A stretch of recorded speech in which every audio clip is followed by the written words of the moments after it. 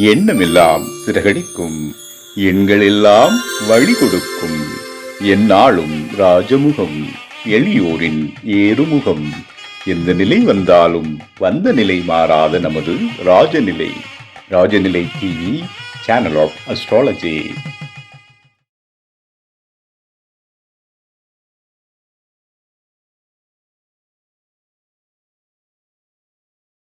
குரு பிரம்மா குரு விஷ்ணு குரு தேவோ மகேஸ்வரக குரு சாட்சாத் பரபிரம்மம் தஸ்மை ஸ்ரீ குருவே நமக. குருவே வா ஆழ்க, குருவே துணை.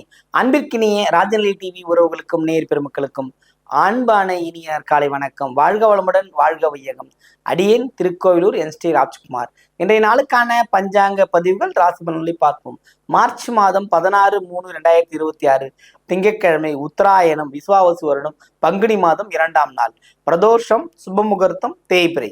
இன்றைய நாளுக்கான நல்ல நேரம் காலை 6:30 முதல் 7:30 வரை. மாலை நல்ல நேரம் 4:30 முதல் 5:30 வரை.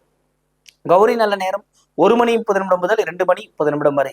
கௌரி நல்ல நேரம் மாலை 7:30 முதல் 8:30 வரை. ராகு காலம் 7:30 முதல் 9 மணி வரை. குளிகை 1:30 முதல் 3 மணி வரை. இன்றைய யமகண்டம் காலை 10:30 முதல் 12 மணி வரை. இன்றைய திதி திரியோதசி திதி. இன்றைய யோகம் சித்த நாம யோகம். இன்றைய கரணம் கரசை.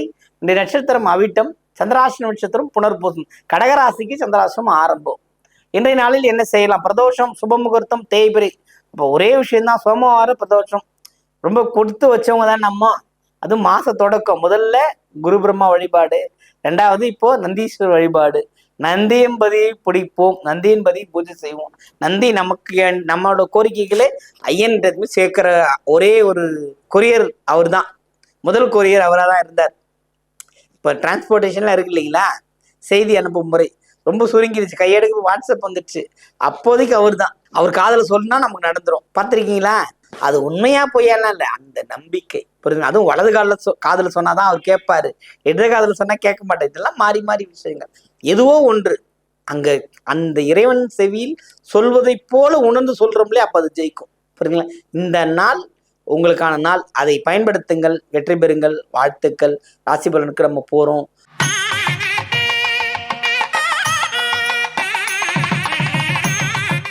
மேஷராசி அன்பர்களே, இந்த நாள் உங்களுக்கு தகுதியும் திறமையும் வெளிப்படுகின்ற நாள்.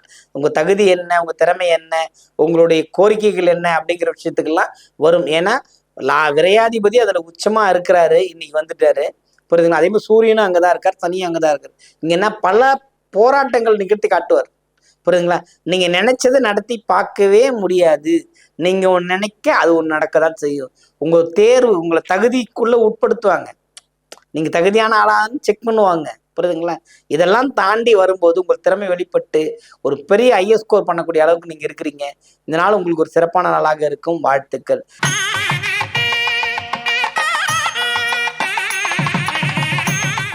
ரிஷபராசி என்பர்கள், ரிஷபத்தை பொறுத்த மட்டும் பார்த்தீங்கன்னா இந்த நாள் ஞாபகம் மருதி கூடுகின்ற அமைப்பு, கைப்பொருள் தவறுகின்ற அமைப்பு இருக்கிறது. கவனமோடு இருப்பது சிறப்பை தரும் என்பதில் ஐயமே இல்லை. இதனால உங்களுக்கு ஒரு சிறப்பான நாளாக இருக்க வாழ்த்துக்கள்.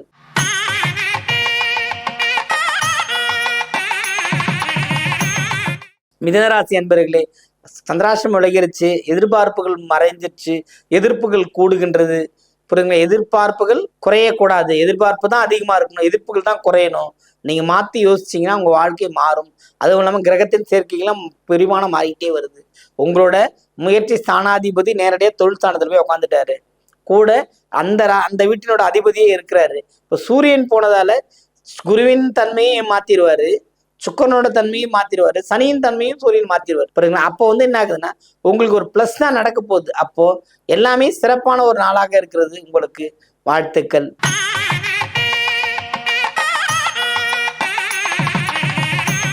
கடகராசி என்பவர்களுக்கு இந்த நாள் சிறப்பான நாள் கிடையாது. ஏன்னா சந்திராசிரமம் ஆரம்பம். ஏற்கனவே பிரச்சனை இருக்கிறவங்களுக்கு மேலும் பிரச்சனைகள் அதிகரிக்கும். பிரச்சனை இல்லாதவங்க புதிய பிரச்சனையில போய் மாட்டிப்பீங்க. இந்த பிரச்சனையில மாற்றத்தை பத்தி முக்கியம் இல்லை, அது வெளியே வர வழி தெரியாம மாட்டிட்டாதான பிரச்சனை. புரியுதுங்க? ஏன்னா புனர்பூசம் ஒரு வாக்கு கொடுத்து மாட்டிக்கும். ஆயிலையும் அதே தான். அவரும் அதே மாதிரி இறங்கி போய் எல்லாத்துக்கும் வாக்குறுதி கொடுக்குற அளவுக்கு தான் இருப்பாரு. தன் வாழ்க்கையை தானே கெடுத்து கொள்ளக்கூடிய அமைப்புனா அது கடகத்துக்கு தான் இருக்கு. புரியுதுங்களா? அந்த அளவுக்கு ஏற்றம் கொடுக்கக்கூடிய நாளாக இருந்தாலுமே சில விஷயங்கள் தோன்றி மறைகின்ற அமைப்பு இருக்கிறது. இந்த நாளை கவனமுடன் கடத்துவது சிறப்பை தரும். இல்லைன்னா வாயை கொடுத்து மாட்டிக்கிட்டு இருப்பீங்க அப்படின்றத சொல்லப்படுது. ஏன்னா சந்திராஷ்டமம் ஆரம்பம். கவனம் கவனம் கவனம்.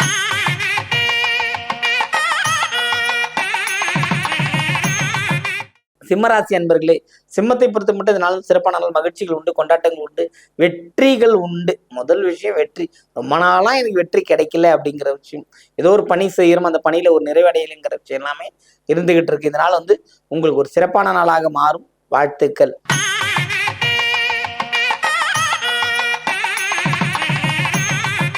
கன்னிராசி அன்பர்களே, கன்னிராசி நேயர்களே, எப்பொழுதுமே பார்த்தீங்கன்னா எது கண்டும் வருந்தாதவர்கள் சொல்லலாம். புரியுதுங்களா? எதை கண்டும் வருந்தாத உள்ளங்கள் யாருன்னா கன்னிராசி உள்ளங்கள் தான். புரியுதுங்க. தடைகள் 1000 வந்தாலும் தடை தெரியக்கூடிய அமைப்புகள் இருக்கிறது. அதுவும் பார்த்தீங்கன்னா இப்போ இருக்கிற கிரக மாற்றங்கள் வேற மாதிரி இருக்கு. சனியும் சூரியனோட பார்வை வந்துச்சு, சனியோட பார்வை வந்துச்சு. இப்போ பெஸ்ட் எதுவாக இருந்தாலுமே நேர்மைத்தனத்தோடு இருக்கும்போது தடைகள் தெரியக்கூடிய அமைப்பு இருக்கிறது. வாழ்த்துக்கள்.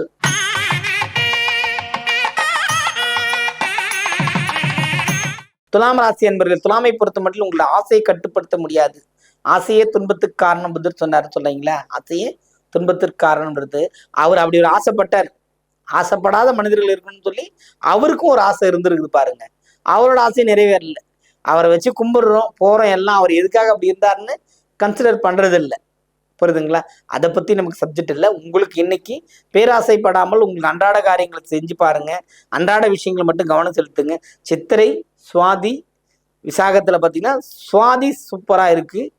சித்திரையும் விசாகமும் கொஞ்சம் மனதிடப்படுத்திக்கிட்டு உங்களோட ஆசையை கட்டுப்படுத்தி உங்கள் முயற்சிகள் செய்யும் போது வெற்றி அடைவீர்கள். வாழ்த்துக்கள்.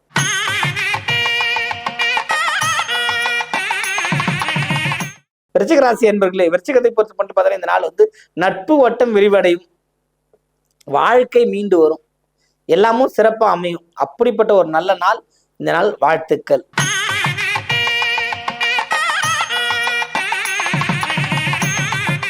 தனுசு ராசி என்பர்களே, தனுசுவை பொறுத்த மட்டும் இதனால ஒரு சிறப்பான நாள், மகிழ்ச்சி உண்டு, கொண்டாட்டங்கள் உண்டு, ஈகை குணம் மேலோங்கும். நீங்க எல்லாருக்கும் பரிதாபம் பண்றீங்களோ இல்லையோ, ஒரு சிலருக்கு பண்ணுவீங்க. அதுவே கவனமா பண்ணுங்க. போதுமான விஷயம். ரொம்ப போய் அகலமா எதையும் கொடுக்குற அது கொடுக்குன்னு போனீங்கன்னா ரொம்ப மாட்டிப்பீங்க. அதனால கொஞ்சம் கவனமா இருக்கிறது சிறப்பை தரும்.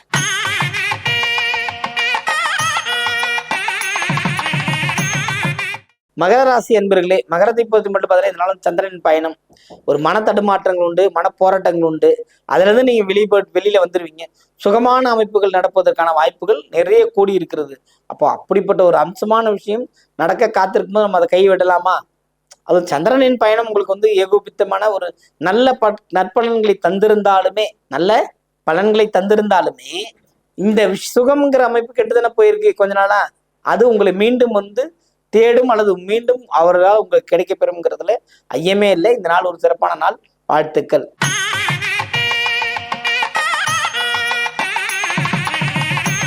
கும்பராசி அன்பர்களே, ராகு, புதன், செவ்வாய், அதாவது சூரியனோட பரிணாமம் அவர் அங்க போயிருக்காரு.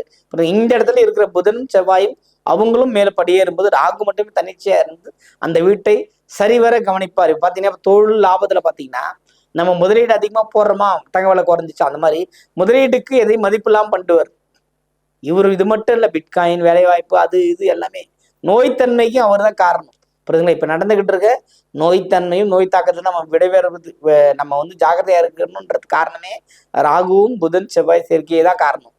போட்ட சூரியனும் இருந்தார்.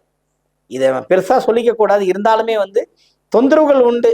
தொந்தரவுகள் இருந்த போதிலும் நீங்க கான்பிடண்டா இருந்தீங்க, கன்சென்டா இருந்தீங்கன்னா வரவுகள் நிறைய இருக்கும். அப்ப நீங்க சிறப்பா இருப்பீங்க.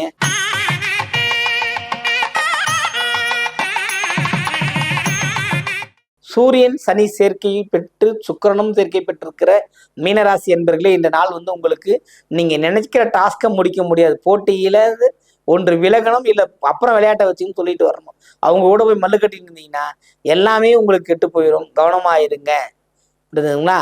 வருங்காலங்களில் மீனராசி அன்பர்கள் மிகுந்த மனமகிழ்ச்சி சந்தோஷத்தோடு காணப்படணும்னு நான் நினைச்சுக்கிறேன். அதுவும் நடந்தே தீரும்.